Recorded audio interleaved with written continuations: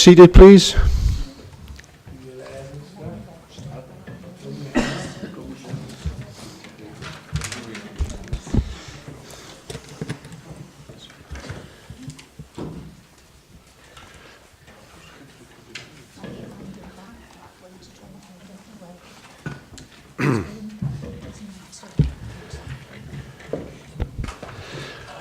Right, good morning to everyone. This is the meeting of the Gwent Police and Crime Panel, which is held, as we all know, at the Chamber County Hall at Usk, which is now Friday the 16th of March, 2018. Before we start, could everyone introduce themselves so that everyone watching, I know we've all got information in front of us, but if we could personally introduce ourselves. Thank you. Sean Curley, Chief Executive to the Police and Crime Commissioner. Julian Williams, Chief Constable, Gwent Police. Alisa Quartermain, Senior HR Business Partner, Gwent Police. Jeff Cuthbert, Police and Crime Commissioner for Gwent.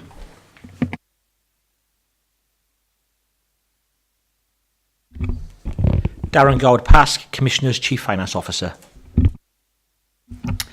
Jill Howells, Independent Member and Vice Chair of the panel. Kath Forbes-Thompson, Lead Officer to the panel. John Guy, Chair of Panel. Councillor Lisa Winnett, Blaenau Gwent.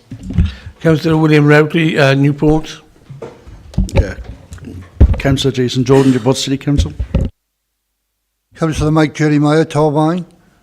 Councillor Tony Easton, Monmouthshire. Councillor Christine Forehead, Caerphilly. Councillor Coleman, Caerphilly, County Borough. Councillor Jez Kirby, Caerphilly, County Borough. Thank you very much for that. We now move on to the agenda. The first one is declaration of interest. Anyone has provided a declaration of interest previously, that's already noted. I have one in respect to myself, being a custodian of Newport Citizens Advice Bureau. So if that could be recorded as a declaration of interest. Anyone else? Any? Yes, Chair. I'm also a member of CAB for Monmouthshire. Thank you very much. That's duly noted. We now move on to and approve the minutes of this panel, which was held on the 26th of January. That's pages 1 to 6. Sorry, Chair, I must change that. It's Caldecott Town Council, not Monmouthshire. But it is in Monmouthshire. Chair, just in terms of those present, I don't believe that the Chief Constable was actually present at the last meeting. Certainly the Assistant Chief Constable was, but not the Chief.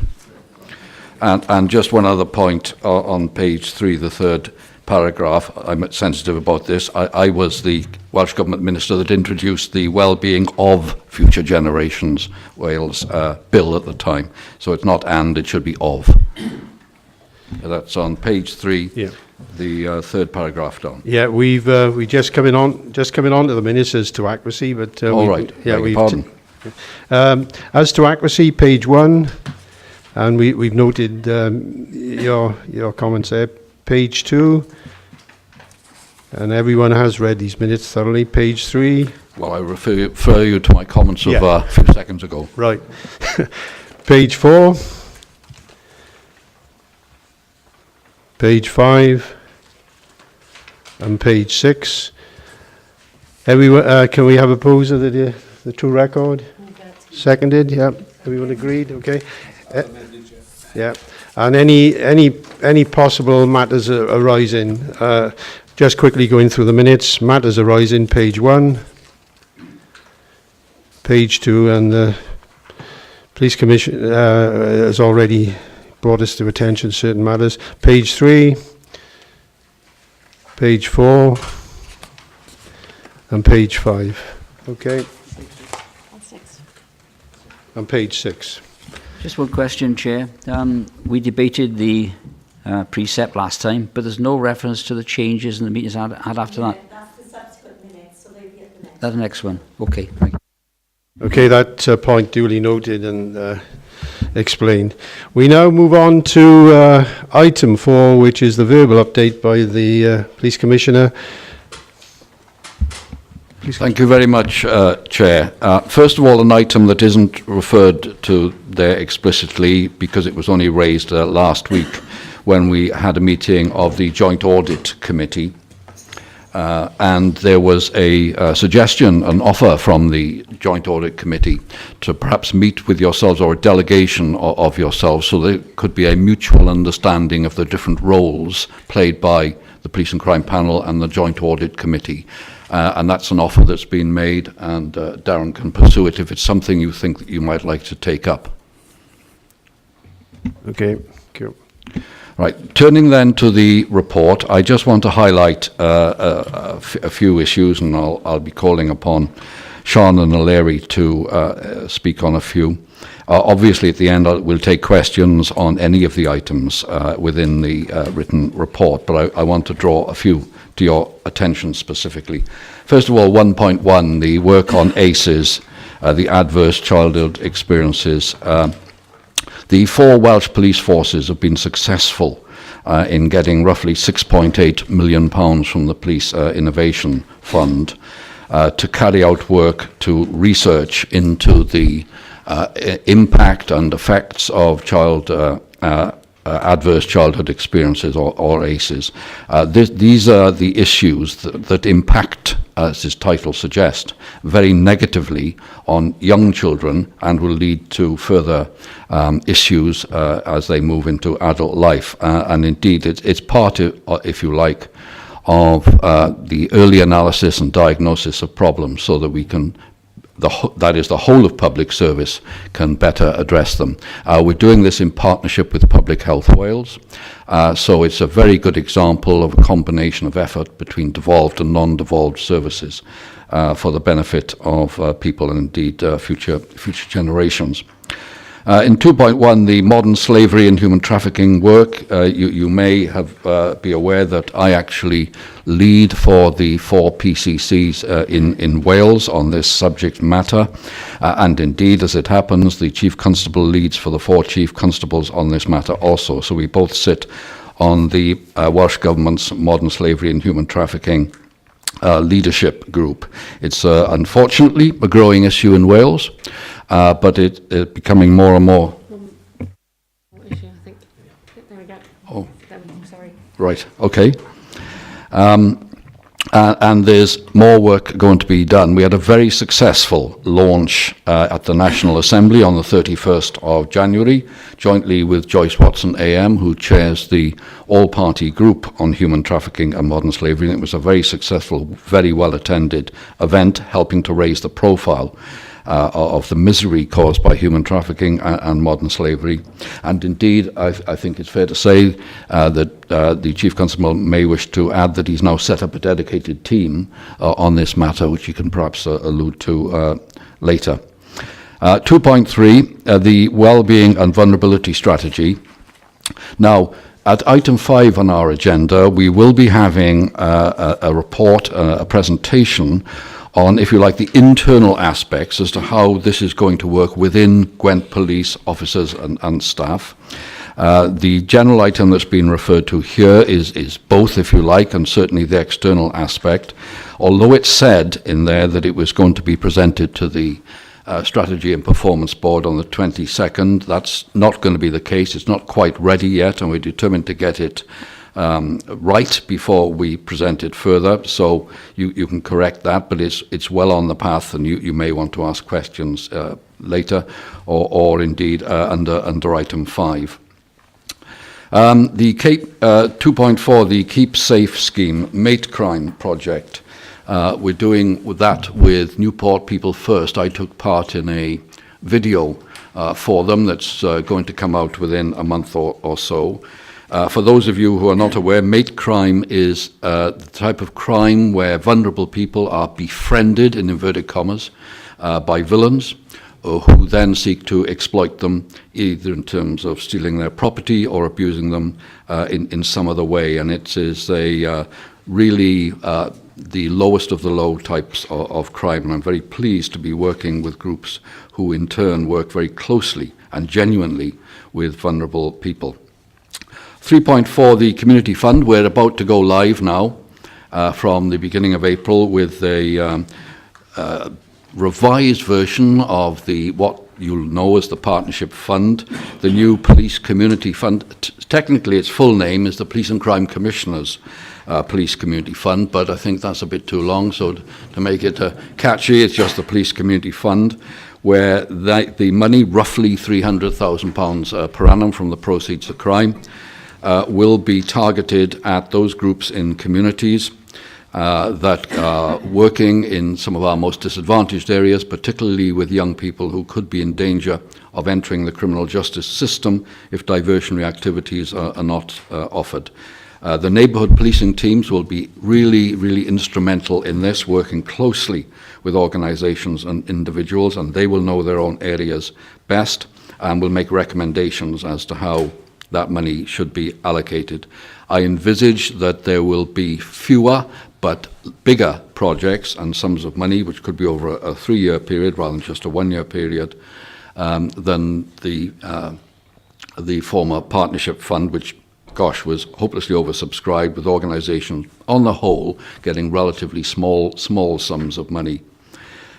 This will be far more targeted. However, within 3.3, you'll notice that we're still going to support the High Sheriff's Fund to the tune of about £50,000 per annum.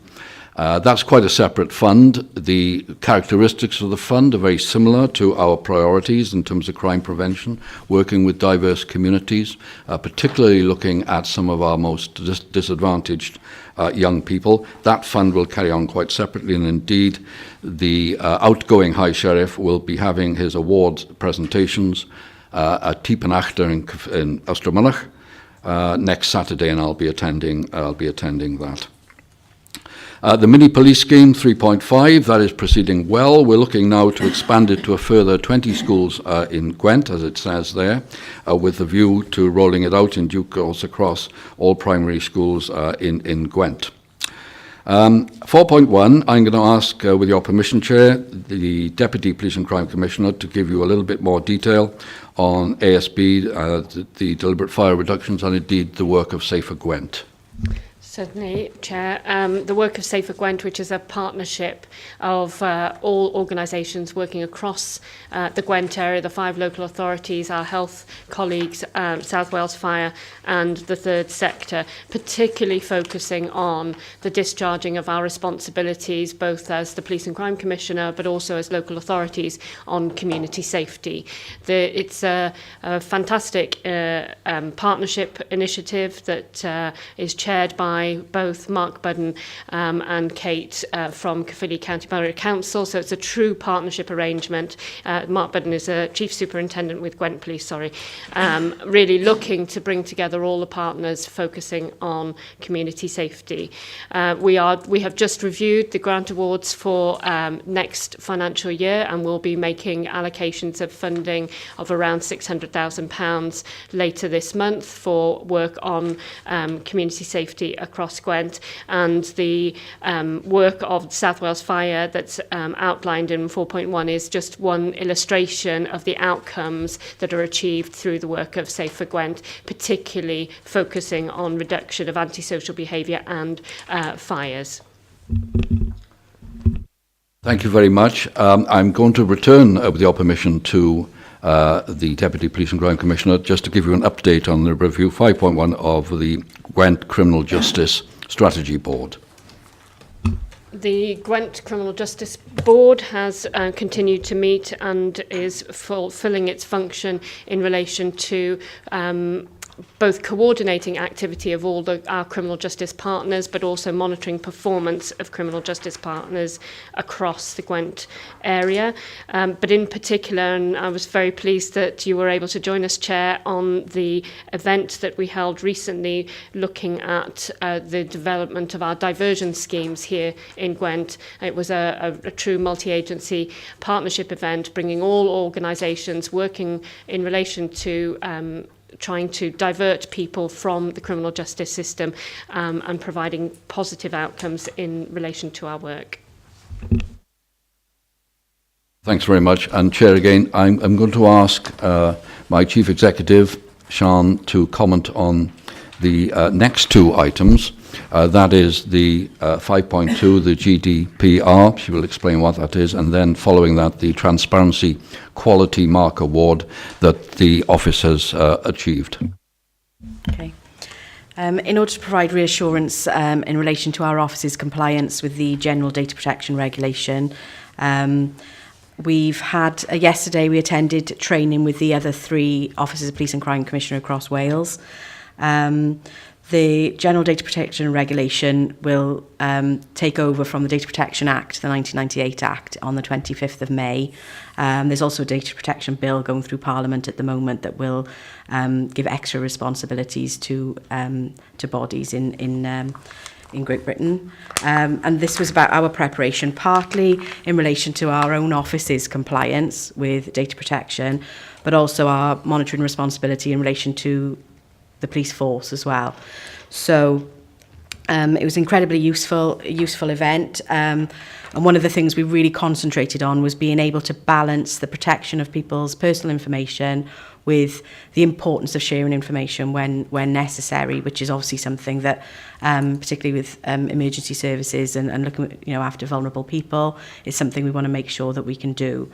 But also making sure that our plans and our progress in relation to how we liaise with victims, how we use body-worn video with the Forsters, and how we monitor that is all covered by these new regulations. The role that's mentioned within the report will be advertised next week, and this is something that was agreed at the Always Policing Group last time, that we should do things where possible once rather than 4 times in Wales. So making sure that our policies and our procedures are set for us all, and we'll all follow those. In relation to 5.5, the Transparency Quality Mark Award, we were very pleased as an office to receive the award for the 3rd time from the Comparing Police and Crime Commissioners organisation. The Commissioner's office, I think, or the Commissioner himself, there's probably more stringent legislation in relation to transparency about things like expenses, expenditure of the office, and the information we provide than I think any other elected body at the moment. So there's a specified information order that we have to comply with, and that lists all of the information we have to publish. Obviously, our Freedom of Information Publication Scheme. All of that will be working towards next year, where potentially we could get those transparency quality marks maybe graded. We're going to have a new website updated to make sure that it's mobile friendly, fully compliant with the Welsh language, and is appropriate for additional needs if people require them. So once that's in place, then hopefully all that information will be even more navigable. So we always go out of our way to publish as much as we can over and above what's required in legislation, but the new website will make sure that that's as easy to read as possible as well. Thank you. And the final item I wish to refer to is item 7, meeting with the Cabinet Secretary.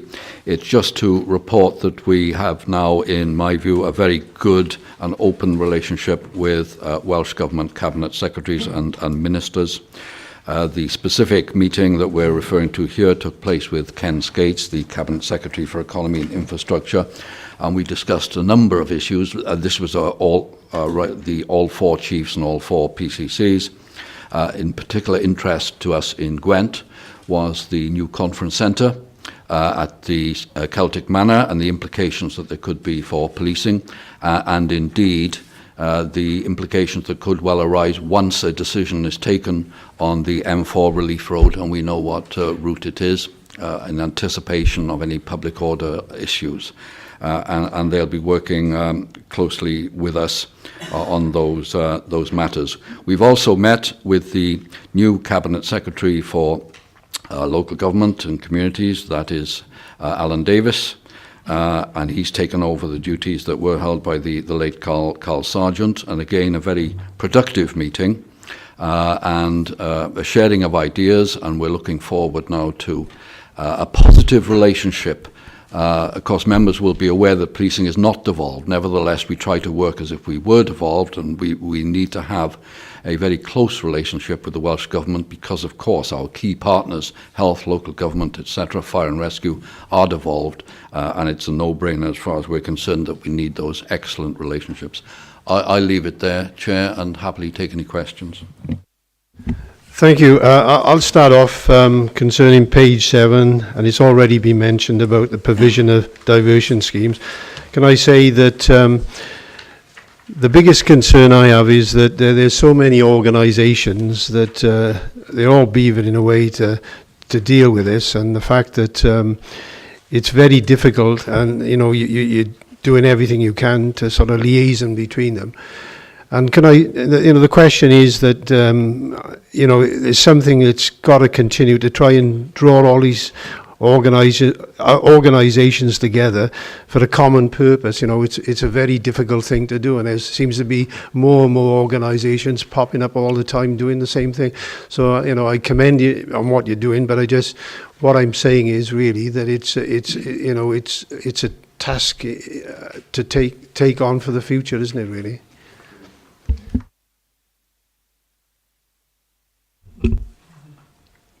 Thank you.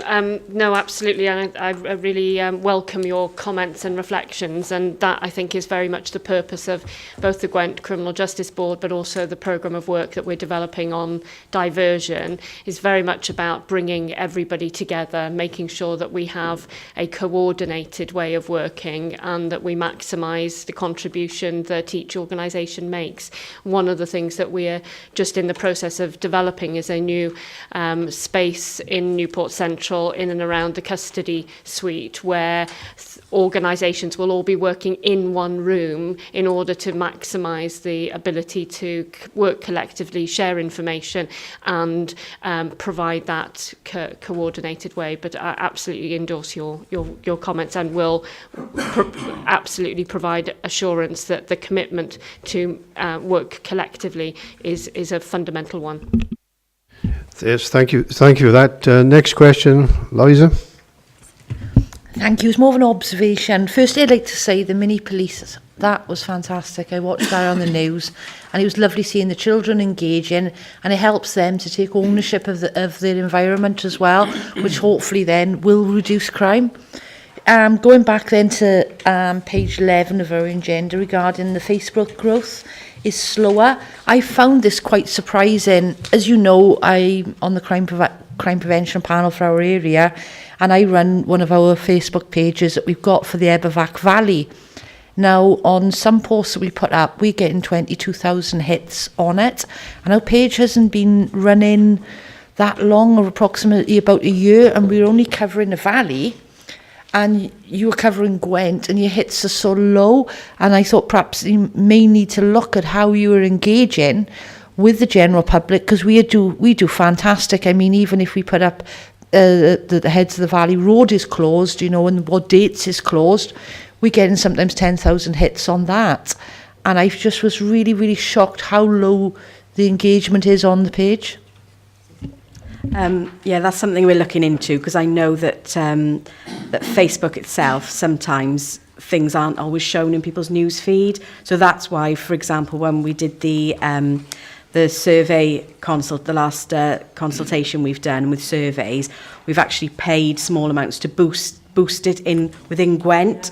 But that's something that I know our communications manager has been looking at to try and find out how we can further make sure that those messages that we're sending out are going to the right areas, to the right people. Because we have a lot of followers, but I think we're sort of finding out that the messages are not necessarily getting through on the news feed. So that's something that we are trying to sort of figure out how it works. We've got a bit of an opposite, where we got people like the page. We haven't got we've got quite a few hundred on there, but then hits we're getting on our posts because we've got so many. We got so many people sharing our posts as well, so we get into hits, and I think more of it is how many people you can get to share your posts as well on that. Can I just add that this whole issue, together with media strategy, is very important, and it's constantly changing. Both the demand and nature of it, and it's cold comfort, but this is not just an issue here in Gwent. I attend the Association of Police and Crime Commissioners group on ICT and new technologies. And it's something that we are determined to address because we can do better. Absolutely right, as Sean has said, and it's receiving attention.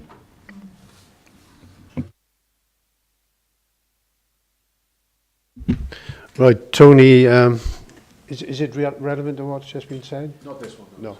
Okay. Tony? Yeah, thank you, Chair. My point revolves around 4.1, antisocial behaviour, and I link it to a degree to 2.3, wellbeing and vulnerability strategy. And I don't want to talk about the deliberate fires and matters which are antisocial behaviour, no doubt, but it's the antisocial behaviour towards the person, and I link the two together to a certain degree. The impression that I get is that you're showing a 24% reduction, but the impression I get is that there is an increase in antisocial behaviour to the person, to the family, to the individual, rather than the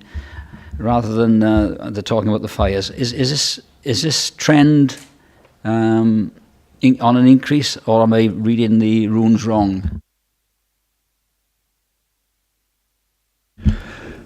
Yes, from the performance report, you can see that antisocial behaviour is down, but violence without injury is up. A lot of those issues will now be recorded as violence without injury against the person. For example, I can give, if someone could say, they could call in, someone is threatening and causing harassment outside their house, for example, that would have been recorded as antisocial behaviour before, but now is crimed. So it is recorded. So that's where the swing has gone to a different element of recording there. I would say so, yes. Bill? Thank you. In the past, we've touched on genital female mutilation as a crime, and we're keen to work with communities to, I suppose, to try and eradicate this practice. Although in your report you make no mention of it at all. You mention everything else, but there's no indication of a priority over this. Is there a reason why? Well, FGM is a crime, certainly. I recognise that it's not specifically mentioned. I don't know if anybody's able to provide information here, but we can certainly get a note together on this matter for the panel. Right. I mean, FGM is an area of critical importance for, and I'm sure the Chief Constable would like to talk about the work that Gwent Police are undertaking in this area. But certainly we're working very closely with BAWSO, a third sector organisation, both in terms of the human trafficking, modern slavery, but also in relation to female genital mutilation. And what we can do is ensure that we reflect that in future reports. So I wouldn't want you to think it's not reflected in the report, doesn't mean that we're not undertaking that work. It very much is. Could I just come in with a bit of additional assurance? You recall from the budget setting conversations in December and January that the Chief's bid was shaped around sort of 7 themes. We talked about increasing demand, safeguarding vulnerability, and one key was around hidden crimes, and where the national data didn't quite feel right to the experience in Gwent. What national data? Remember, it was FGM. There was modern slavery, human trafficking. So it's very much front and centre from an investment perspective from the Chief Constable to the Commissioner for the budget bid around identifying where those hidden crimes are and seeing what the Gwent, I suppose, data is saying around that. However, we will make sure for our next meeting that we have a specific item on this. Commissioner, do you want to speak? Just a couple of things. FGM, forced marriage, definitely underreported. Probably not as good as we could be, 100%. We're not as good as we could be in human trafficking. That's where I put those people into the team. To be honest, I'd like to put more in there. But those people have come from frontline policing. The 3 people who've gone into the human trafficking team who come from a public protection unit will probably pick up FGM, forced marriage. So it's a matter of juggling resources, and I think the human trafficking team will pick up some FGM issues, it'll pick up some forced marriage issues, and it'll hopefully pick up trafficking in relation to CSC. Just as, to give you a national picture, we're one of 5 forces in the country to do that, 2 in Wales. The other one in Wales has been very, very successful in what they've done with it. I would hope, even though we just put 3 people on that team, it is a success. it is definitely under-recorded. Yes, Colin? Bill, you happy with that? Yeah. Yes, Chairman. Colin? Yeah, I just wanted to congratulate the Commissioner on the event in the Senate. It's very sad that such an event should have to be held. And certainly, when I first became aware of this a few years ago, I think it was a shock to myself and a lot of other people that it was actually happening. It's very welcome to hear the Chief Constable saying that about the work of the team. But I was wondering whether this sort of awareness is bringing more reporting in, or whether it's very much down to the officers to go and seek it out, because I imagine it is probably more the seeking out than people are in such a difficult situation that, as I'm sure we know, they can be there for years and years without actually reporting anything to anyone, because they maybe come from a culture where reporting to the police has entirely different consequences to what it does here. Yeah.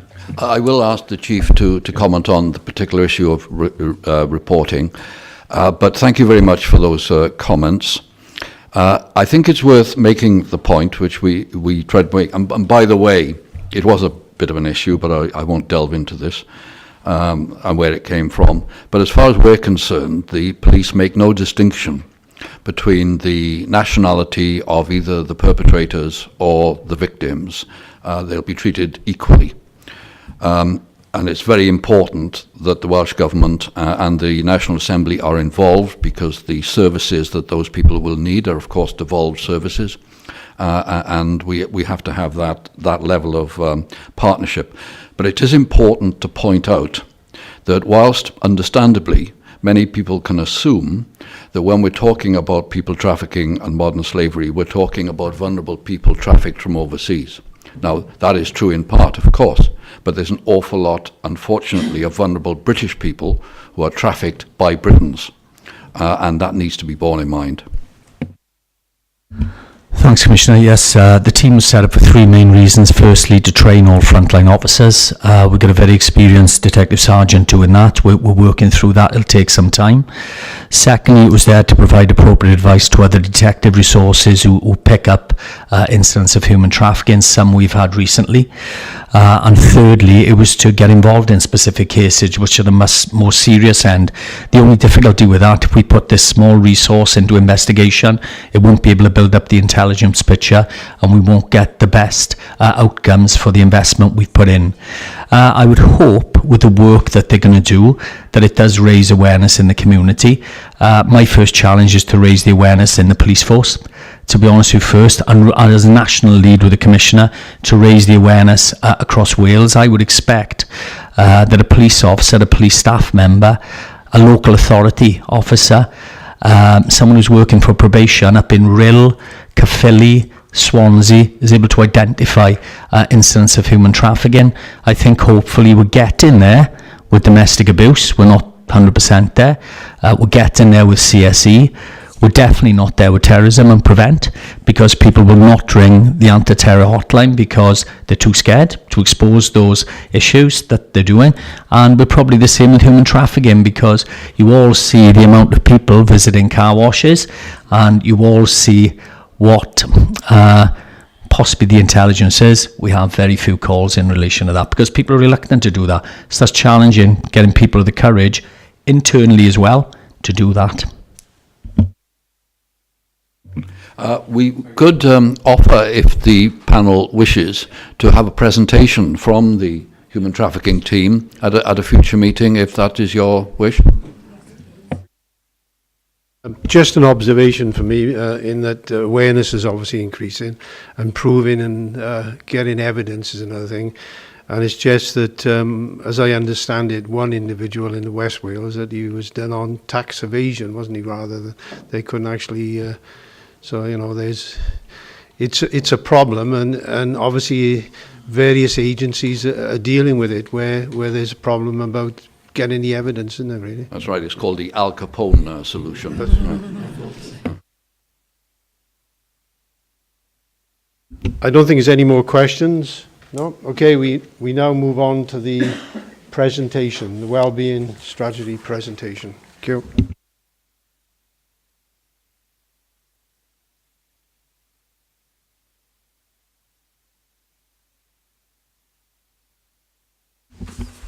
Thank you everybody for sort of allowing me today to just go through the Gwent Police approach and what we're doing in relation to health and well-being. The real aim is to ensure that we're a force where the well-being of everybody is a priority in every agenda. We used to work towards a corporate health standard, but there's been a body of work and it's been publicised called Oscar Kilo and the Blue Light Framework.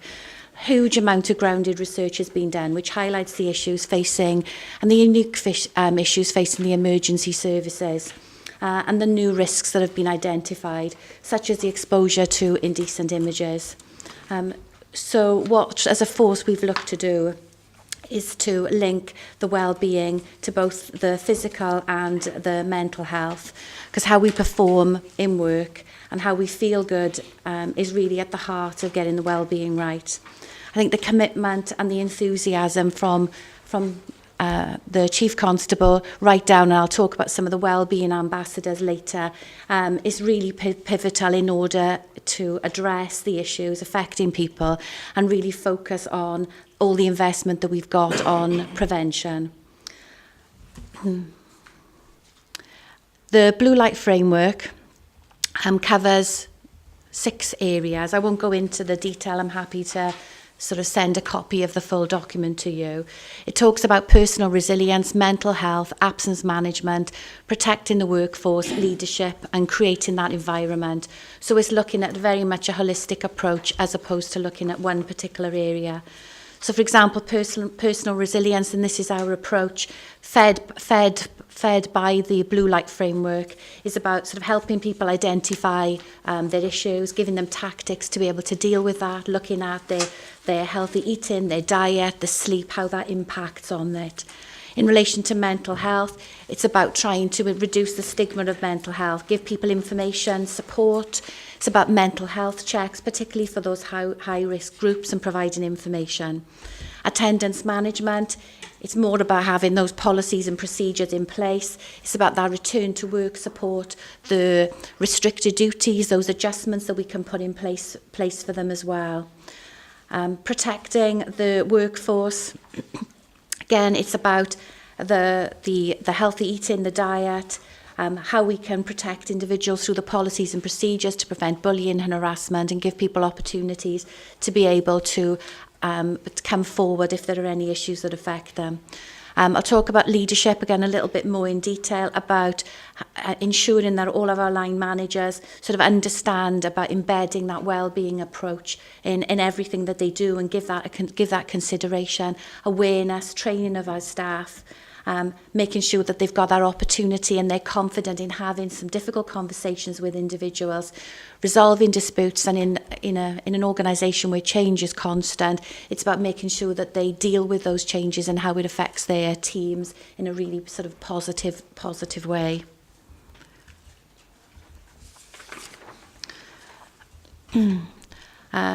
Just where it's come from, obviously there's a huge business case for making this a real priority. The National Police Vision 2025 makes specific note of it and the importance of workforce wellbeing. And we've been doing a lot of work nationally and locally with Police Mutual, the Police Dependents Trust and Mind in developing some tactics and some initiatives in order to meet those challenges. There's been a huge amount of work that's been done over the past 18 months. We are trying to look at that, again, that evidence base, rather than just try and think that might work. We've done a big piece of work following the staff survey, talking to focus groups, identifying what is key to them from that feedback. There was a health and wellbeing survey with both us and Gwent Police, which was undertaken by Cardiff University. We've looked at that. The Police Federation and the Supers Association, their surveys, and we're also doing a piece of work with Cardiff Metropolitan University.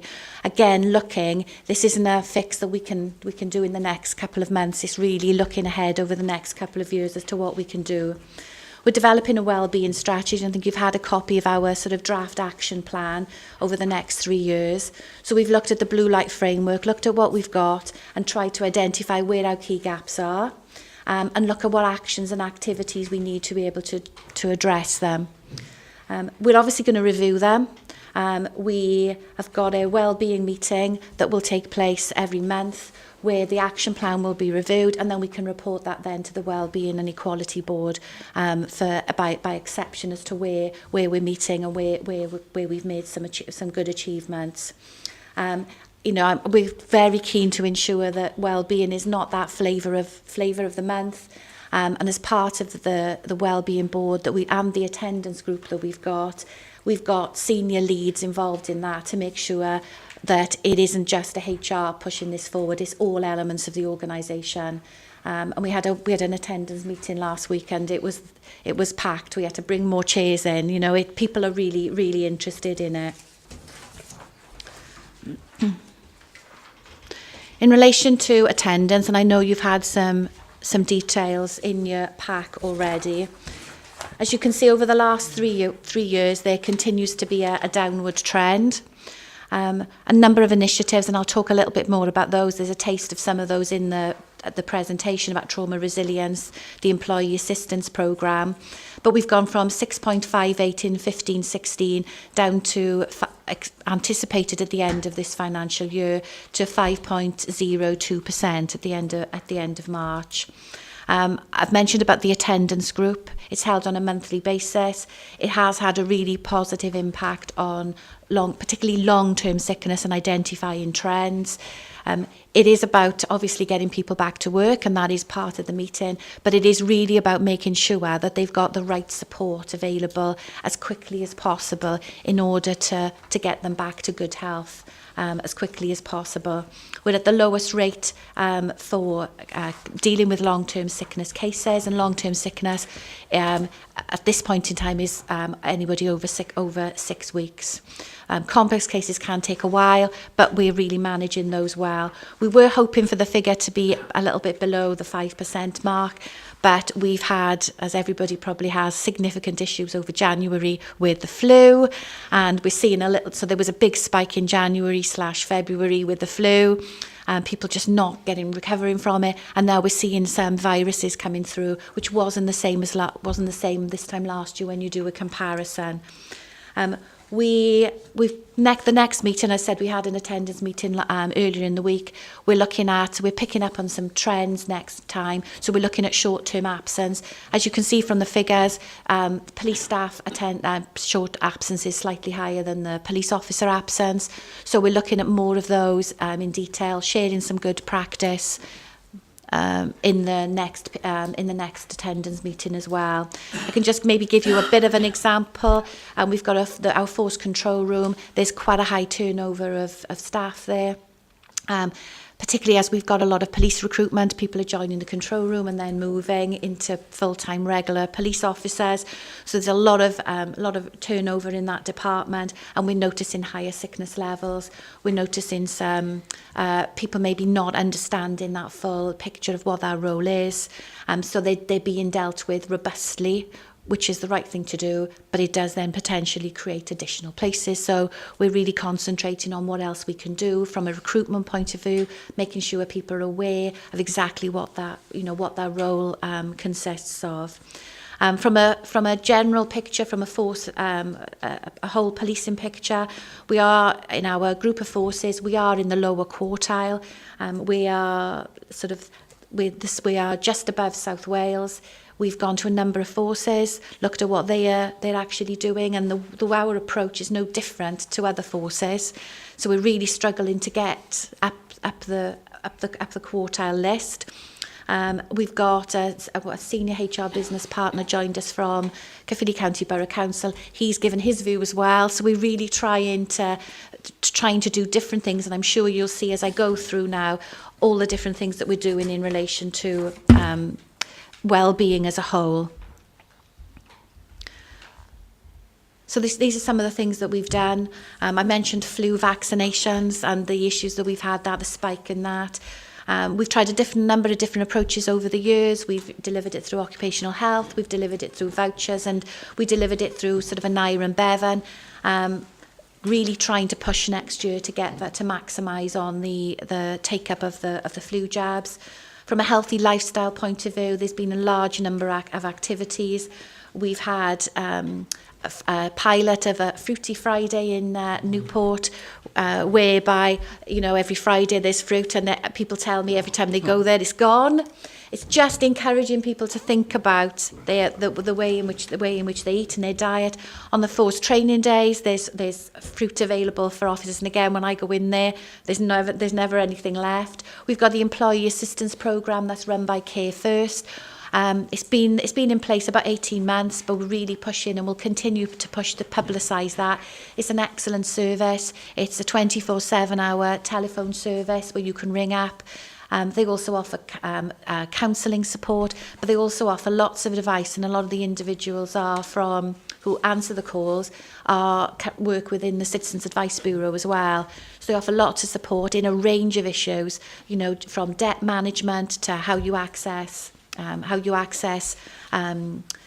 certain allowances, caring issues. So it's a really, really good resource. So it's pushing that. We've had a wellbeing van that went out last year, where there was a breakfast given to everybody, but we also used that as an opportunity to identify a quick health check, and as part of that we identified a number of people who had high blood pressure. It was just a quick check, a high blood pressure, which we would never have done, and it raised that awareness.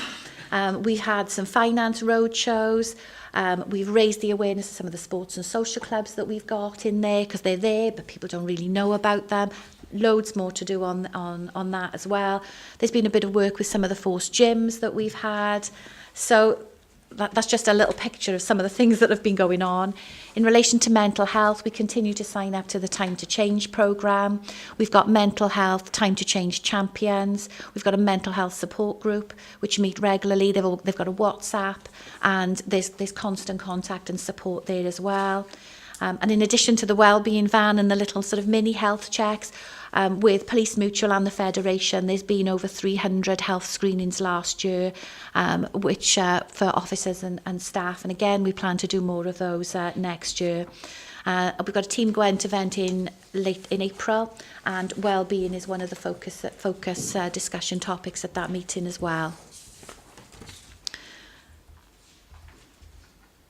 One of the key issues obviously facing, I mentioned this earlier, is in relation to the mental health and those psychological issues that officers and staff face. We're obviously looking at the whole person, but what we've looked at is, and we've appointed a psychological therapies and research manager, Paula Riella. She's got a key role in managing the in-house counselling service and evaluating the mental health issues, initiatives that we've got in place. So we're looking to see what works and what doesn't work. We've recruited a counsellor, a full-time counsellor, so she provides face-to-face counselling to officers and staff. There's a big demand, and that she is supported by some external counselling facilities as well. Paula and her team, they're doing a lot of qualitative interviews and focus groups, because we're looking to roll out the trauma resilience training from the end of April. That'll go out, it's a 2-day programme, and it's looking at, doing it with the new recruits, the new student officers to start with, but it looks at giving them strategies and coping mechanisms to deal with serious incidents that they may face. So it is the issues of seeing somebody who is committing suicide, serious road traffic incidents, and it's how they deal with that. And again, it's really trying to look at that prevention rather than dealing with it after it's happened. Following on from that, we've got over 60 TRIM practitioners. TRIM practitioners will deal with all incidents which an officer feels might have affected them, from a sudden death, from going to see a sudden death, from the fact that they might feel that their life might have been endangered, even to the example where sadly one of their colleagues, an officer, passed away in a station, and they were given the opportunity for that TRIM practitioner there as well. It's given that support. It's 72 hours, and then the practitioner contacts them again after a month to see how they are and whether or not there needs to be further support. It's really, really, really good. Spoken with some of the practitioners themselves, and it's a really, really good initiative. Some of the other areas we've got a small amount of funding for some more holistic therapies. Again, we're really trying to be proactive, and I mentioned about the issues within the control room. So what we're looking to do is to offer the control room operators, both staff and police officers, a physical or even a psychological input, whether that be sort of mindfulness, so that they've got that opportunity. And again, it's all about giving people tactics in order to cope with a difficult environment. We're about to launch the Wellbeing Ambassadors next Tuesday. These are individuals that have volunteered, and they're not counsellors, but they are peers, so it's a bit of a peer support network who are there to be that friendly ear for colleagues who they don't feel they want to go to the employee assistance programme, their line managers, they just want somebody to chat through. They're there to chat through, to signpost individuals then to somebody who might be able to help them. Great to see how many people are interested, and it's completely heartwarming to hear some of their stories as well. We've done a lot with mental health training. Mind Cymru, again, are huge players in the Blue Light programme. They are just about finishing off delivering training to all our first line managers, and they've delivered training to our wellbeing ambassadors as well. And I've mentioned the Care First and the programme there. I mentioned at the beginning that well-being is that holistic approach, and it's about development, it's about leadership, and it's about talent management. It's about people feeling that they've got purpose, meaning they feel valued, they've got those development opportunities as well. So from a leadership point of view, we've run a number of supervisor masterclasses, looking at absence management, negotiation from an individual perspective, difficult conversations and dignity in the workplace, whilst particularly police officers are more than happy to have difficult conversations with a potential suspect. When it comes down to actually speaking with their team, it's about giving them the skills, because they have very different skills to be able to do that. So all line managers have had those masterclasses on that. From a development point of view, we've got a new PDR system coming in, and what's aligned to that is it's called My Path, and it's an electronic tool. It's about making sure that everybody has the opportunity for that continuous professional development. So everybody as part of that will look and think, well, what opportunities do I think I need? They'll put it in the tool, and what it'll give them is a set of options of things that they might want to do.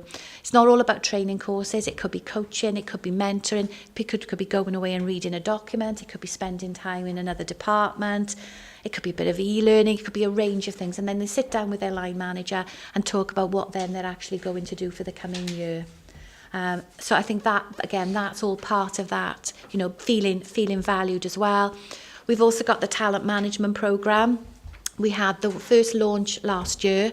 We tried to do things a little bit differently, because we all know exactly who you work with, who are those really inspiring people, who are really talented, not necessarily those for promotion, but those that could really understand or could value some development.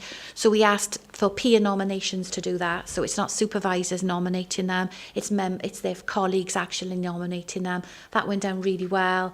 They're starting through that programme of development, and we've got the next tranche of that rolling out in April.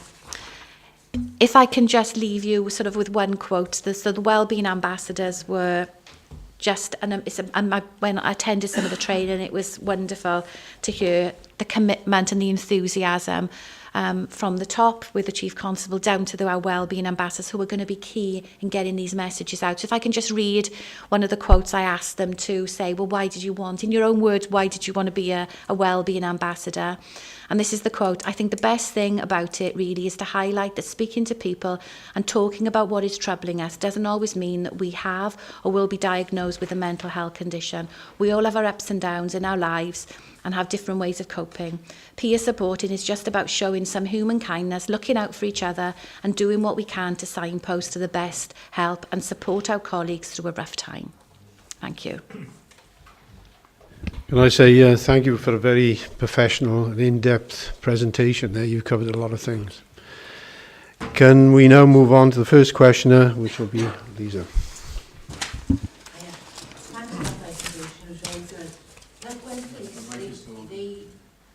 Gone, is it? Right, Gwent Police hire agency workers, and sometimes these agency workers could be with us a year. It is because of maternity leave. How do the force ensure that the agency workers have the safe cover as what the Gwent Police staff have then under the Wellbeing Act, the presentation we just had? And I'd also like to know, are the sickness figures that you've quoted including agency workers? Like, for example, some of our agency workers are here a year. So are our sickness figures including the agency staff as well?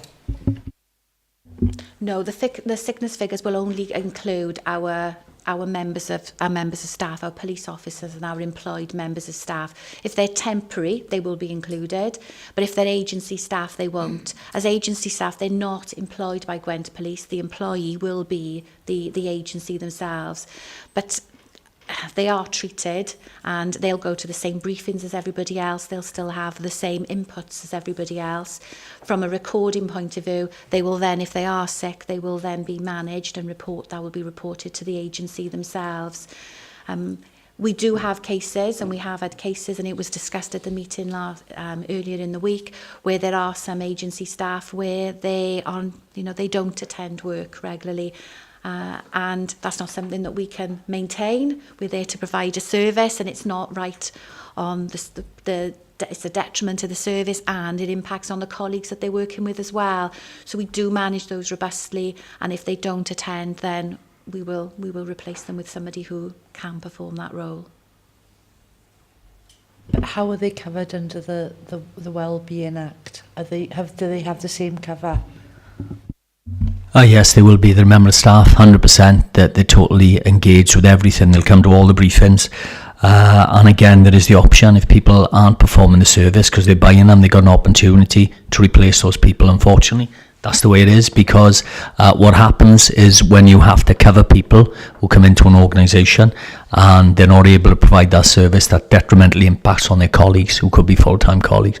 So I'm extremely keen that happens, and we challenge the agency, 100%. Happy with that? Okay. Jill?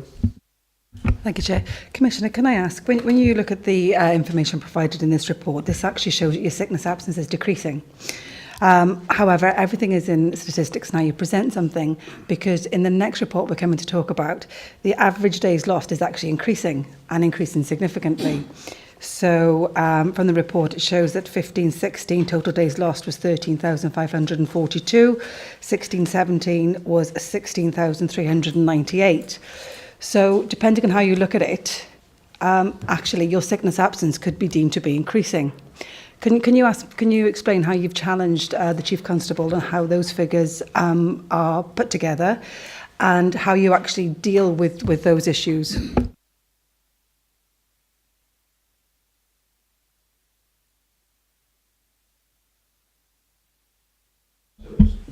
Okay, generally that's done, any sort of scrutiny of that is done via the Wellbeing and Diversity Board, and before that with the Accountability Forum.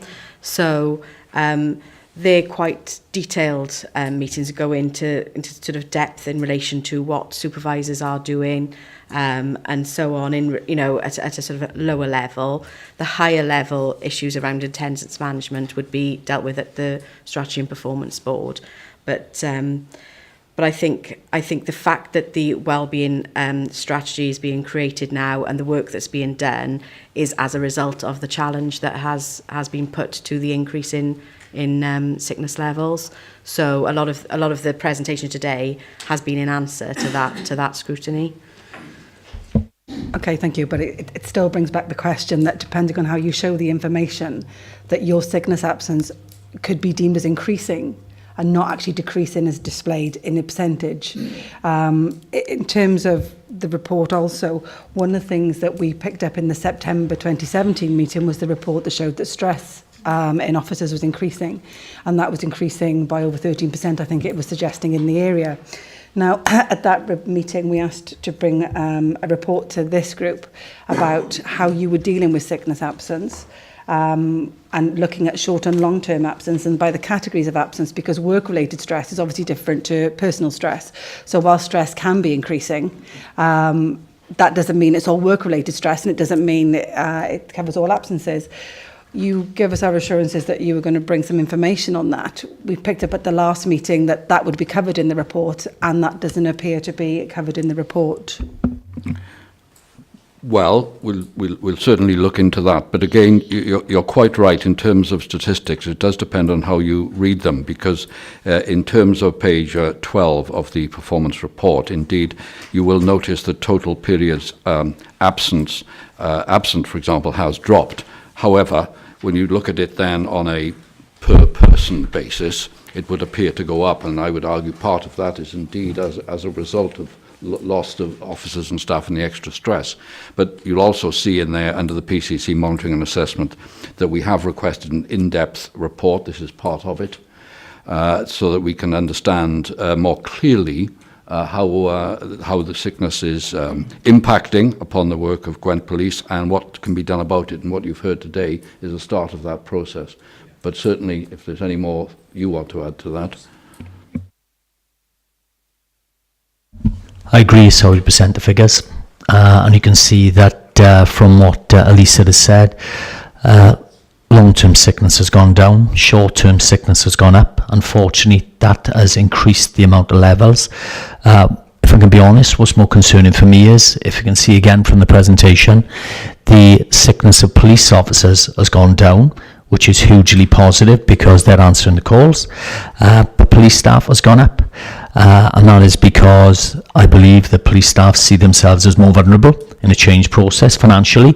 We're going to have to shrink possibly in the future, and the jobs that we will unfortunately have to release may be police staff, so that has raised the figures. And there is no doubt as well, it doesn't answer your question about the governance, I must admit, but January and February were very, very disappointing. It's not something I saw coming, but they have really increased our sickness figures this year. I take no pride in the fact that Gwent is right down there with South Wales, because there's no excuse for Gwent. But if I take the national picture, and I don't know if Darren could help me here, we've saved more money than any other Welsh police force since 2010. In relative terms, doesn't really make sense to me, being the size of force we are.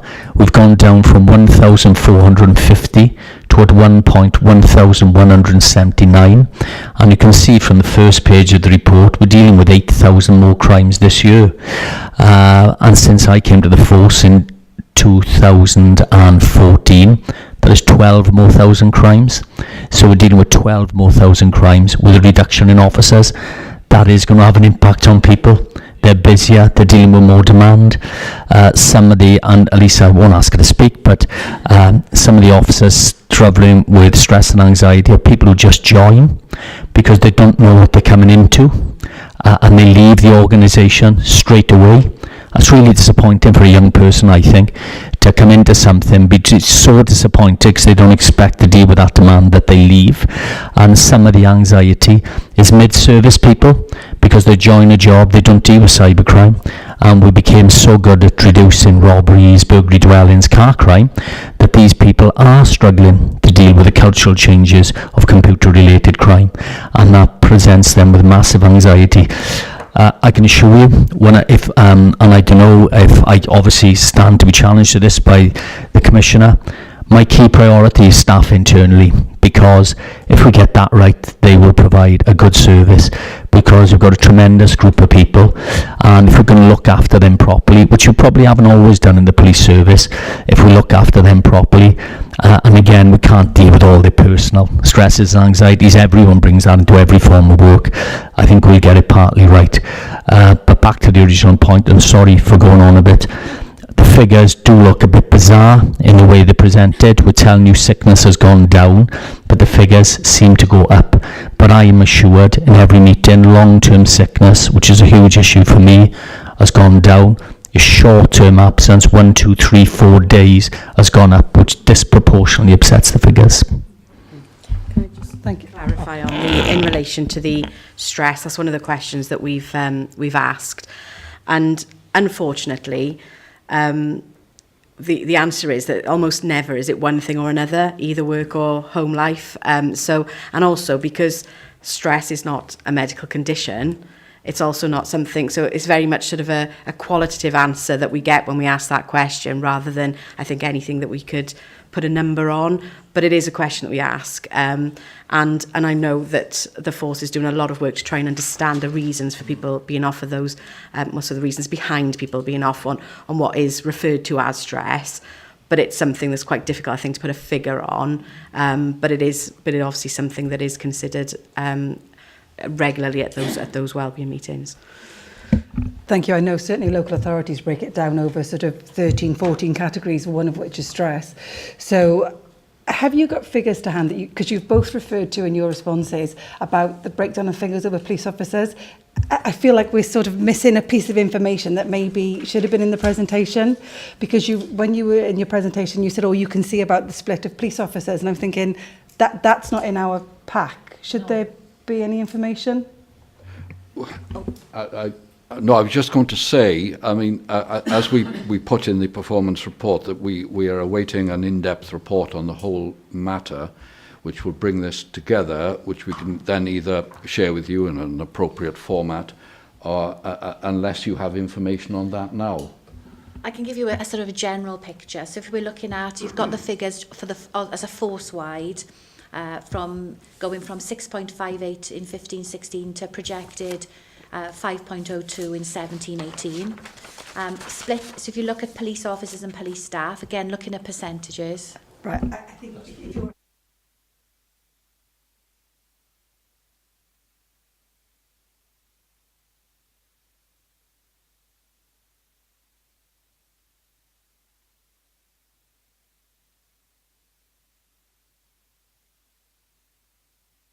So I think, going forward, I think we were assured that coming to this meeting, we would have a breakdown of the categories and a breakdown of long and short-term sickness absence. And that is still fundamentally missing for us as a panel to be able to understand as an overall picture how you are able to challenge a Chief Constable to be able to say, this is the overall picture, what are you doing about X, Y, Z? And I think that's what we as a panel would need to see brought to a further meeting, please. That's a fair point, and we'll certainly do that. Perhaps perhaps we should have stressed a bit more about what the report is that we're expecting from the Chief Constable. This is a matter of regular discussion, and your point is well made, and we'll make sure that those figures are provided. Thank you very much. Colin. Thank you, Chair. And, thank you for the presentation. And it's obvious from what you said, there's a lot of work going on to try and tackle this situation. But I would endorse the comments of the Vice Chair. I mean, there is a lot of detail, certainly in what's in front of us, that is missing, unfortunately. And we can't really scrutinise without that without that detail. People have touched on other forces, for example. I understand that we're somewhere in the same figures as South Wales. My recollection is from time on the police authority is that there is a family of forces. I don't know if that still exists. To have comparative figures with that would be useful. To have figures across the force. I mean, is there a problem in some areas more geographically than others, or are there problems in particular occupations rather than others? The control room was mentioned. Certainly, when I was on the fire authority, one of the issues there was the highest level of sickness was in the control room of the fire service. Now, whether there's any learning, whether that's the same now, I don't know, because I'm not on the fire authority. But it may be that there's learning to be done with other, by consulting with other blue light services to see what is being done. So there are lots of sort of questions that unfortunately are still outstanding in spite of the presentation that we've had, and maybe we can have some more detail in a, well, I would like to think that we will have more detail in a future presentation. Whether there's any response on things like the control room, I don't know. But well, I can ask if this is a particular issue for the control room, but I can assure you we will provide those further figures. Control room is an issue. We've radically reformed the way we're doing things. We're trying to get a lot of younger people in there, break the culture. Some of them come in, unfortunately, join the regular police straight away. So we're having a big shift of staff, and it is an issue. Control room is one of the key issues. And yes, there are, I wouldn't like to say it here, to be honest with you, there are certain areas where sickness is more of a problem than others. And that's not just due to demand, it's due to the facilities, it's due to the accommodation those people have, and it's definitely due to some other issues that are going on as well. But there are key issues, we are aware of where they are. Phil? You seem to have answered the questions quite adequately. In other words, we don't know what we're going to do, but we know where we're going to go, because we're going to be able to drill down into the figures that we need. But however, if you look on your total presentation, I think you're going in the right direction. I think what you're putting into place for the workforce is to be encouraged. I think all those various steps are to be encouraged. I wouldn't want you going away from here thinking that we do not appreciate the work that is being done. We just need to be able to hold to account yourselves and figures and facts as to how it's being achieved, and to make some sense of it. Because if we can't make any sense of it, then the greater public will have no chance of making any sense of it. Although, being Friday, and I'm going to Newport after, I actually look forward to Fruity Friday in Newport. What a wonderful statement. Yes, we're glad that phrase was clarified. But on the general points, if I may, you're absolutely right. An effective delivery is one of the key priorities. There are a number of details within that. Clearly, it's a matter for the Chief Constable in terms of how he manages his staff, that is the police officers and staff, and sometimes it's difficult to know where that division should be, because the main priority for us, of course, is the service that's actually delivered to the people of Gwent. But we do have to strike that balance, and we will provide that information. We'll have a good note, and I'm sure we'll have a discussion on the rest of the performance report very shortly. But the points are well made. The points are well made. Yeah, thank you, Chair. And I support the points that have been made by Jill and Colin. I found it very difficult to extrapolate anything from these two reports. But what I have found now, the comment you made about 1,450 staff, or say 1,500, I can then see some equation between 1,500 in 2015 and 16 to being 90 people never in work, or 600 people off for 25 days at a time. Now, there is a bit of correlation in that. So what we need before, when you put these two together, and we'll talk about this in the next bit, is that we need a baseline to see where we're starting from. We haven't got a baseline, or we seem to have various baselines. So the points that have been made quite well is that the information comes to us in different forms. Statistically, it doesn't make sense. But if you do dig in deep, you can make a little bit of sense of it. But really, it should be there in black and white for us to understand. I note those comments. Yeah. Okay, I think we've dealt with that and given it a real professional area in all sorts of ways. We now move on to item 6, which is the performance against the police and crime plan, which is pages 17 to 30. Yes, thank you. Obviously, my colleagues will contribute in here as necessary. What we've put together here, and I'm grateful for the work of Gwent Police in terms of providing information is what I think is a good stab at presenting information that comes in many forms, but in this case in a particular format that I hope assists you in your work in terms of scrutinising me. That's important because the main forum where I scrutinise the work of the Chief Constable is the Strategy and Performance Board, of course, and the next one is happening next week. And it's at that forum that we go into some depth on the reports that we receive. What we don't want to do is to simply duplicate information unnecessarily, because that involves a lot of work and may not be productive, but at the same time, we want you to have information that you feel comfortable with and helps you in your work. What you'll notice in terms of this first report in this way is that in terms of the evidence requirements that are listed within the Police and Crime Plan, we've not addressed all of them this time round. That would be I think, a little cumbersome, but certainly if we present the report on a quarterly basis to each meeting, over the period of 12 months, we will cover every every evidence requirement that is listed in the plan. Shortly, of course, we have to start compiling the annual report, which we're required to do. This will form a basis to it. There are other issues. Oh, and by the way, during the course, probably towards the end of the next financial year, midpoint in terms of the plan, I will certainly want to review the plan itself. For one thing, I want to make sure that the plan is up to date.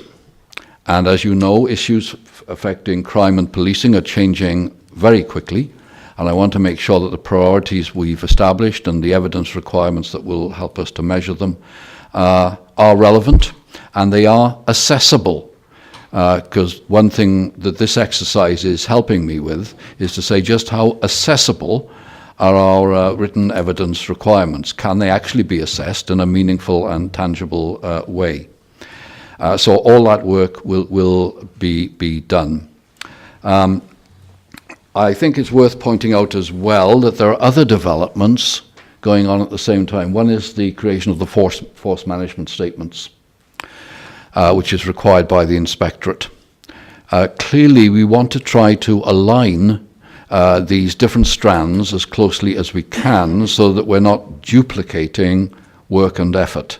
And there will be work to make sure that both in terms of the reports that I get through the Strategy and Performance Board, this report that I provide to you, and indeed the force management statements, that they coincide as far as possible in terms of their format and focus.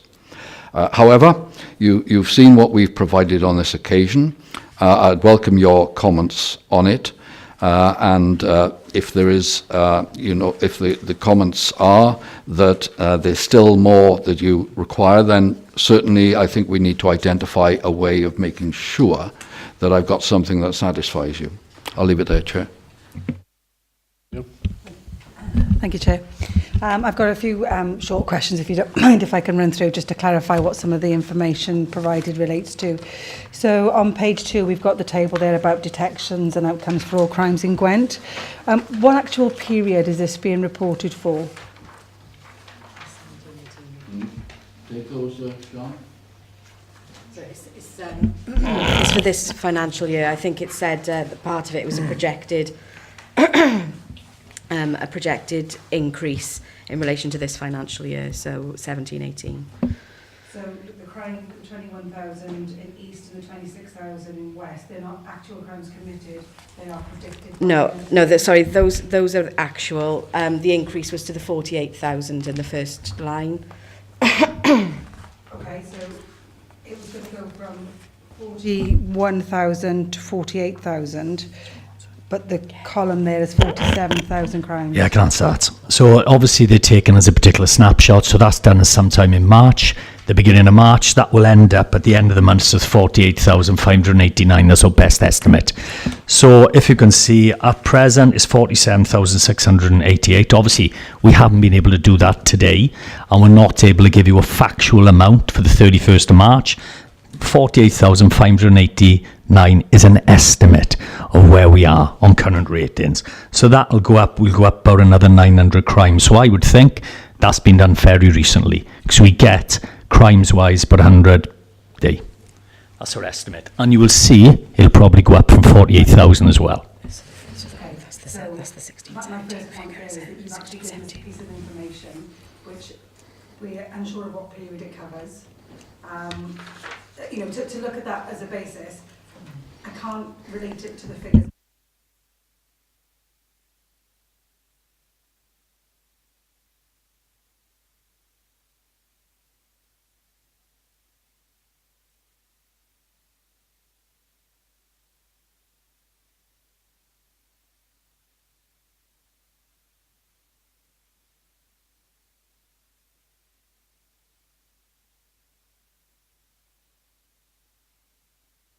Can I just take the first point? I mean, I thought it's quite clear projected this financial year, again, this financial ending at the end of, or 5th of April. So I don't quite understand that particular issue. Okay, to clarify, the first line says it's projected to increase this financial year from 41,000 crimes to 48,589. So I can assume, it's not clear in that statement, that the 41,000 crimes was the actual position for 2016-2017. Okay? Yeah. You're predicting it's going to rise. However, when I look at the total down here, the table doesn't illustrate at all what period it's covering. So that 47,688, it's not going to be as of today. It can't be as of today because of your reporting mechanisms. But I don't know if that's up to the end of December. Is that 3/4 of a year? I don't know if it's up to the end of January. So I don't actually know what that data is covering. And I'm not in a position to actually assess that. Okay, well, noted those points, yeah. So to clarify then, detections, positive and neutral outcomes, what do they actually mean? In 2014, the government decided to develop a new set of outcomes. As you probably all know, we used to rely on red and green tables of detected and non-detected. That's used to skew us totally to offences taken into consideration. You'd have bizarre situations then when someone would admit to 200 car crimes. For example, in Swansea, Newport, Cardiff, give us a detection rate of 50%, which wasn't really true because we weren't detecting certain issues. Detections are detections which would be a charge, a summons, out-of-court disposals such as penalty notices for disorders, community resolutions. Other positive outcomes will be, for example, a domestic incident, and I use domestic, this is not the only one, it's a key issue we look at, and it's one of the reasons why we got body-worn videos, is when there is no complaint made. So of course we record the crime, but we can't take it any further, so that is a positive outcome because we believe we've detected it. Other positive outcomes will be when it's submitted to the CPS and they decide there's no public interest in pursuing it, or there's no reasonable prospect of conviction as well. That's another area. Neutral outcomes would be when we've investigated as fully as we can, it can't go any further, we can't detect it. The issue I was concerned with, new crimes. The new crimes issue that has come in, it hasn't been classified at the stage we produced the report. It is a really confusing set of outcomes for people to work with, but it tried to go away from the fact whereby we're just aiming for sanction detections, which used to skew officers' behaviour. That's really helpful, thank you. We talk around the 40-odd thousands in this table, and then on page 5, we talk about... on page 5, you talk about during 2017, 46,898 crimes were recorded. Now that clearly to me would read that you're talking a calendar year there. But when you're presenting this information, it's very difficult if you're going to cut across financial periods on one report and then cut across calendar years on another report. If it's not a national statistic, which means you need to report in a defined way, certainly as a panel, it would be extremely helpful if you're actually providing it in a consistent way that we can measure year on year and we can can actually see the performance. That's fine. We can adjust that easily enough. It's a bit like mixing imperial and metric units. Yeah. I can't possibly comment on that, but I have heard. On page 3, you talk about the fact that crime in England and Wales continues to drop by 2%. What evidence do you have to support your assertion that better identification and improved willingness to report is driving the expected increase of Gwent of nearly 20%? Well, there are more reports. I think that's a fair comment. Yeah. No, it's recorded incidents. It's clear the British Crime Survey of England and Wales says crime is dropping. That is, it's not our levels. There's no police force in the country is saying the crime is dropping. I think as 18%, we're about level, we're about average, and we're rising 7,000 a year. They're two different surveys. The initial part is what we record, and what the Crime Survey of England and Wales shows is that crime is dropping. That is a survey where I can't tell you the amount of respondents in Gwent. I apologise for that. But it's a survey that will go out to members of the public. Do you think crime is dropping? Do you think it's increasing? I personally think people will say crime is dropping because it's not physical crime and they don't know how to report cyber crime. So they think crime is dropping, which is a good thing, perception-wise. But crime is increasing, and that's the difficulty between the figures. I think on this point, I don't know if any of you saw The Hour, which is a BBC programme on Monday. I was asked this question in the run-up to production, the actual filming of it, and I made the point that recorded crime, which is probably a much more accurate reflection, is indeed rising, whereas public perception, and I don't quite understand the logic of that survey, is that it's falling. But so it depends which ones you read, but I take your point. I just think we need to be careful if you're making those statements in the same paragraph. If they're not relative, please don't put them together, because if it's causing issues for us as a panel, whilst we're here to challenge you and how you're holding the Chief Constable to account, essentially, if we challenge you and you can answer us, you can support the public perception. So, in terms of taking that forward, we need to be very careful about how we present things.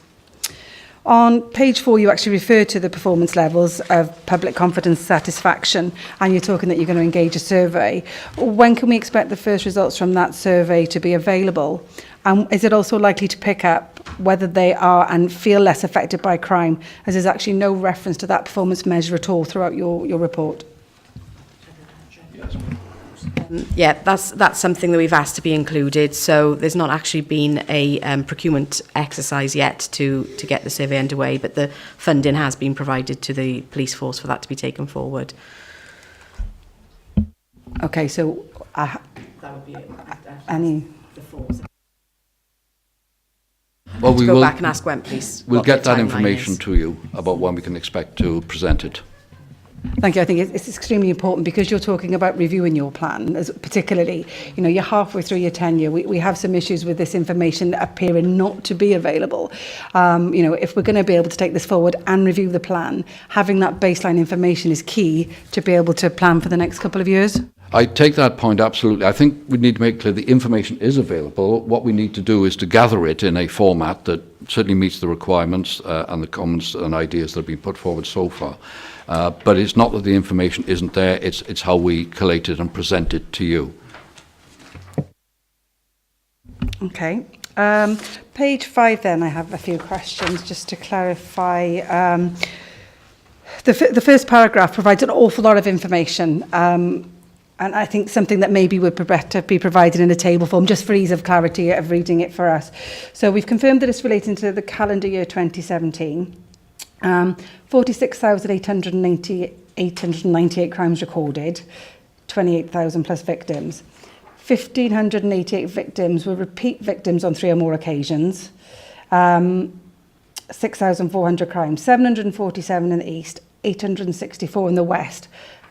The totals don't quite add up, so I think perhaps that's something you could look at and clarify next time, because the 747 and the 864 total 1,611. whereas you've actually referred to 1,588 victims. And I think they're the sort of things that, if they're provided in tabular form, would actually be a bit clearer to pick up and look at going forward. Part of that then, you've referred to 26,572 records being transferred for ADT, for victim intervention. I don't like those initials either. Can you just clarify what that means? Happy to pick that one up. That's the transference from the force systems for victims, the niche system, into Connect Gwent, the victims hub, the multi-agency victims hub that deals with the cope and recover mechanisms for the victims. So it's cases, not records? It's an instance. So if you're a victim of crime, that record is transferred through the automated data transfer into Connect Gwent to contact and deal with. Okay, thanks. Why is that such a low figure then? Because if 26,000 records were transferred, nearly 47,000 crimes, and then it's saying that 23,254 cases referred to Connect Gwent. So whether it's 26 or 23,000, whichever, that's, 50% of the cases actually being transferred to Connect Gwent. There'll be a couple of issues there. Some will be no victim identified or victimless crime, so crimes against society or crimes against businesses. Some will be consent where consent isn't given. But a large number will be where actually you don't need that referral. So if I'm a victim of car crime, I might just want an incident reference from my insurance company. I may not want to be my details referred on. So there's a number of aspects where that figure is rationalised to ensure that actually the service delivers against the individual who needs to cope and recover. And just to say, there is a scrutiny board that particularly monitors that aspect. So I was in the Criminal Justice Policing Partnership Board yesterday, where we were absolutely looking at that very issue, just to ensure that we're not missing victims who require victim support. Absolutely. Thanks. Just a final clarification point before I come to a summary point. Antisocial behaviour, you referred to the fact that it's expected to drop by 10% this year.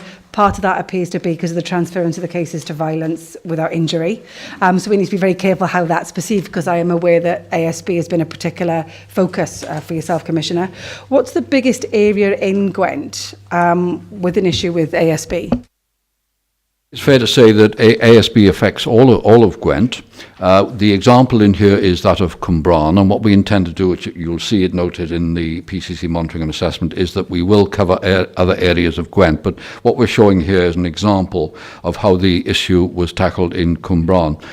I mean, Cwmbran and Newport probably is two of the biggest centres of population, probably, for want of a better phrase, suffer most from it. But look at impacts on just about every community to one degree or another. Okay, I appreciate that. I just wanted to clarify which is the biggest area with a problem with ASB. Tovine's our busiest area. Tovine's our busiest area with everything. That's why we got more staff there. And I can tell you, it's Tovine, then Newport East, Newport West, probably Blaenau Gwent, then the Caerphillys, then the Monmouthshires. That's how it goes in table of busyness, whatever. Great, thank you very much. I mean, I've asked a few questions just to really illustrate how difficult it is for us as a panel to be able to assess the information that you've provided us. Personally, I find it excessively wordy. I think things need to be provided in more of a tabular form, that we can clearly display and actually identify the relevant information that are over consistent periods, where we're able to baseline from 2016 through to 2017-18, whether you choose financial years, whether you choose calendar years, is of no importance, but the fact that there is something we can actually see and clearly see. The report here actually only picks up 9 of the 36 measures. I appreciate you refer to the fact that you're going to cover that over future years. But one of the things the panel has asked for, going back to last September and on numerous occasions, is actually that we are given clear information which looks at each measure, the baseline for that measure.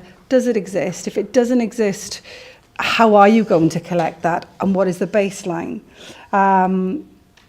We're still in a position where we don't have that information. Now, that's either because there's an inability or an unwillingness to provide that information to the group. We've asked that on at least 3 occasions. I understand the Strategic Performance Board exists, and there's obviously a lot of reference to that, but that does not absolve this panel of being able to have its own challenge and be able to hold you to account, and to be able to support us going forward in terms of displaying the performance of yourself to the public as well. So I'd like to understand how you intend to remedy this, and that we can have some real assurance that actually we are going to get that table of measures, baselines, and how we're going to go forward, please. Yes, thank you for that, and the points are well made. Let me assure you that there is absolutely no lack of willingness to provide information. Clearly, bearing in mind these are now public documents, there might be some sensitivities around confidentiality that we'd need to look at very, very carefully. But putting that issue to one side, I do take your point, and I have given you assurances. You're absolutely right, Vice Chair, about the need for our determination to do our very best to provide you with information that helps you in your work. What I would suggest is, and certainly if I, suggested to you, the Chair and Vice Chair, is perhaps the panel might want to consider, and I think this is an offer that we've made before, but it's not been pursued, is to a small group to work with us so that we can devise a format, an understanding that meets the requirements, that doesn't compromise your position at all. I'm not suggesting about what is inserted in there, but so that the style and the level of detail is appropriate for you. And I'll make that offer again, and hopefully that will help to take us forward. Thank you. That was actually offered at the last meeting. I've been providing the request for the information to be provided in that format since last September. Myself, the Chair, and Peter Nuttall actually agreed that we would be part of that performance group, but until you provide us with something to work with, we're not in a position to respond. Yeah, well, look, I mean, the one thing is, I don't want to argue about the matter. We think we've made a start that we wouldn't have brought this forward, no matter what assurance are given, if we didn't feel comfortable that it was, in our view, a good start. Very, very pertinent comments have been made about dates and how figures are presented, in what format, etc., and I accept those absolutely. So, look, the offer's there. We'll facilitate a meeting, and we'll crack on with it. Thank you very much. Yeah, before we move on, obviously there's a lot of things being brought there. Is the panel in complete agreement with what's been discussed there? Is everyone quite happy? All right, yeah, absolutely. So obviously, that's a common agreement on all the matters arisen. We now move on to, on the same issue, is it? Well, we've got other, Yeah, again, obviously the Vice Chair has been very comprehensive in her comments, and certainly the offer of that small panel, I think, will certainly be taken up. It's a case of, I don't know who makes the first move or whatever, but we certainly need something to improve the level of information that we have. I mean, it's another small example, but on page 8 of this report, I read that levels of hate crime have increased significantly over the last 12 months, plus 69%. Now, that in itself is worrying, but I haven't got a clue whether that 69% is based on 10 people, 50 people, 100 people, 200 people, or whatever. So, I mean, we do need to have more context in this. I mean, that is just the same theme as the Vice Chair mentioned earlier, but there are lots of examples in here where really you can interpret the stats in too many different ways, and I'm sure if we were trying to interpret the budget in various ways, Darren would be extremely concerned. We shouldn't be able to interpret these stats in different ways. We need to have the reality of the situation. Well, as an accountant, Darren would be very concerned if you couldn't interpret it in many ways, and he'd pick on the right one. Yeah, look, we've given an assurance. What we'll do is we'll be in touch with the Secretariat promptly to offer some dates with the right people involved, and then we'll go forward once that's happened. Tony, you're being covered on that, haven't you? Jason?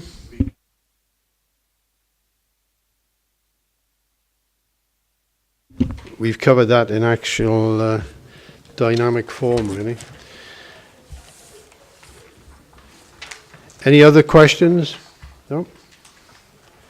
Okay, we now move on to the forward work programme, which is 31 to 32. Thank you, Chair. I'd just like to bring to members' attention, the next meeting is planned for the 15th of June. As the Commissioner mentioned, we have put in the Gwent Police performance, PCC monitoring of the Gwent Police performance on the next few meetings. So there will be a meeting, a report on every agenda in order for members to monitor this going forward. And also members agreed that we'd bring forward the date of the December meeting to the 14th of December. Our members agreed that, so I just wanted to confirm that's happening. And during the meeting today, we've agreed that we would have a presentation from the human trafficking team, so I'll liaise with the Commissioner's office to see when would be appropriate time for that. And we'll also look at possibly when we can bring forward that detail on the sickness absence as well. Okay, thank you very much. So, which I don't know whether it's relevant to this committee, on the 25th or end of May, police authority will stop in dealing with parking crimes and things, parking matters and things like that. At the end of the year, local authorities in Gwent will be taking on that responsibility at a considerable cost. What support, would it be appropriate to discuss at the next meeting the support you would be given in terms of the bits that the local authorities won't be taking on in terms of illegal parking as opposed to parking crimes that will be covered by the local authority? Well, this, Chair, is very much an operational matter. The Chief may wish to comment on it.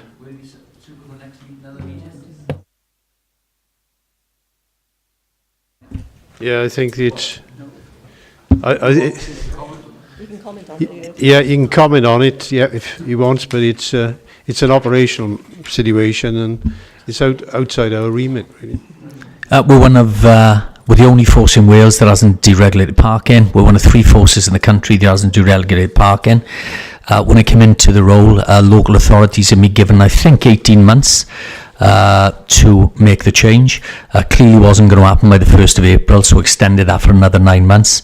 We're working with all local authorities. I think they're in a different state of readiness. They have to apply to the Welsh Government, which will take 4 or 5 months to get the deregulation notice. And we're ready to go on the 1st of January. From that period, Gwent Police will not be enforcing parking. It'll be down to local authorities, as in the same part the rest of the country. The advantage I see for yourselves in holding the Commissioner holding me to account, my PCSOs, my police officers have more time to do the things that are the greater risk, which is what I want them to do, as in my previous presentation in relation to vulnerability. That is accepted now by all local authorities. Thank you very much for those observations and clarifications. We now come to the end of the Gwent Police Crime Panel. Safe journey home, and I think we got some snow on the way at the weekend, haven't we? Allegedly. So the meeting is now closed. Thank you.